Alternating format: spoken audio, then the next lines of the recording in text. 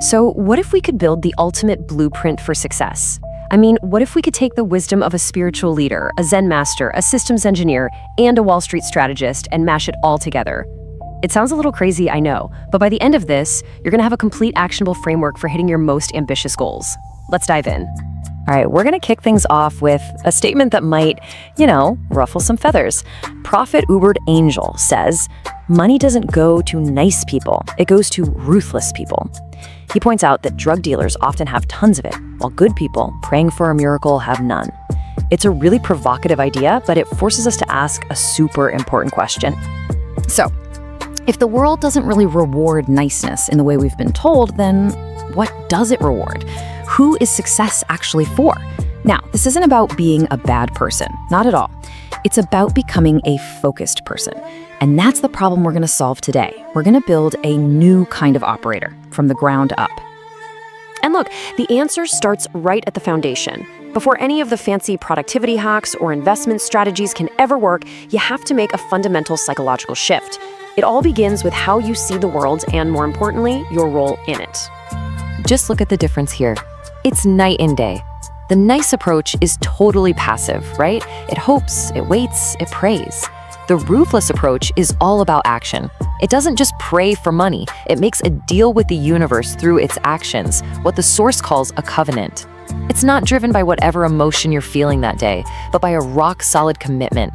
It doesn't just hope for a sunny day. It builds its own ecosystem where it can thrive no matter the weather. Okay, so we've got the mindset down. Great, but a mindset without a system? That's just a wish. So how do we build the kind of discipline to actually see this through? For that, we're going to turn to a system that has been creating frightening consistency for over 800 years, the way of the Zen monks. The whole secret is a concept called Jayeji. It literally means continuous practice without gaps. That's the key. This isn't about having more willpower than everybody else. It's a system that is specifically designed to completely remove that daily mental negotiation about whether you're going to do something or not. It's about making your commitments totally irreversible. So how do you actually do this? Well, it boils down to 4 simple but powerful steps. First, you make a public declaration. You tell people. One neuroscientist found that our primitive brain literally sees public failure as a survival threat. So you're hacking your own biology. Second, you set a non-negotiable time. A programmer named Raphael chose 5 a.m., not because he loved mornings, but because it killed every possible excuse. Third, you standardize the practice. You do the exact same thing in the same order every single time. Variety is the enemy of consistency. And finally, you pre-solve your obstacles. When my kid wakes up early, I will just use the next available hour. The decision is already made, no debate necessary. You know, that last point, pre-solving your problems, that is the perfect bridge to our next level. Once you've built that tough internal system, you've got to start engineering your external environment. This is where we shift from relying on discipline, which can fail, to relying on smart design, which is much more reliable. Okay, so researcher Roy Baumeister proved that willpower isn't some moral virtue. It's a finite resource. It's like a fuel tank. In his famous study, he found that people who had to resist eating fresh-baked cookies gave up on hard puzzles 50% faster than people who didn't. You start the day at 100%, but by 8 p.m., you're running on fumes. That's why it's so easy to skip the gym or eat junk food at night. It's not you being weak, it's just biology. So how do you solve a biological problem? Not with more effort, but with a better system. Psychologists discover that using these simple if-then plans, like if it's Monday morning, then I'm going to the gym, it just slashed failure rates. We're talking from 62% of people failing down to just 9%. You're basically writing a little computer program for your brain to run on autopilot, which saves all that precious willpower for when you truly need it. And this brings us to the most extreme and maybe most powerful form of system design, what's called a forcing function. In 1519, Hernan Cortez landed in Mexico. He was massively outnumbered. To make sure his soldiers were 100% committed, he gave a single order: sink the ships. Suddenly, there was no plan B. There was no retreat. By literally removing the option of failure, he forced them to find a way to win. You can do this too by setting public deadlines or putting money on the line. So let's recap.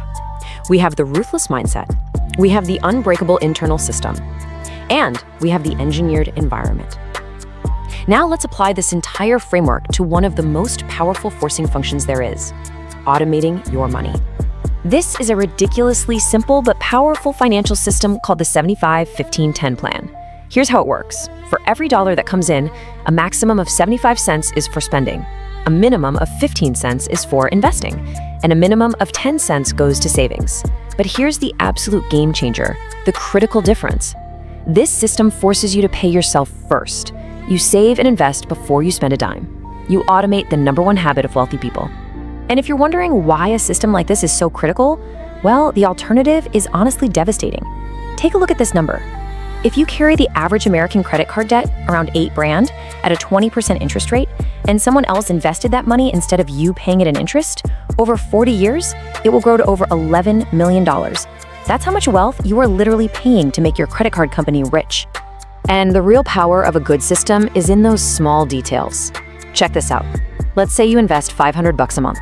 At the historical market average of 10% a year, you'd end up with about $1 million after 30 years. Pretty good.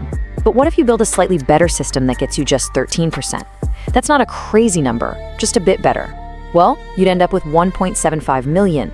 That's an extra $750,000 just from a small systematic improvement.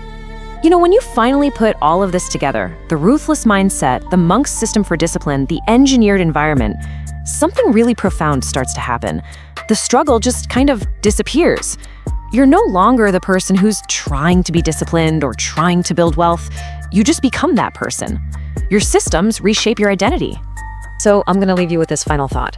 Whether you design them on purpose or not, you are running systems in your life every single day, right now. So the only real question is, who are they building? The person you actually want to become, or somebody else?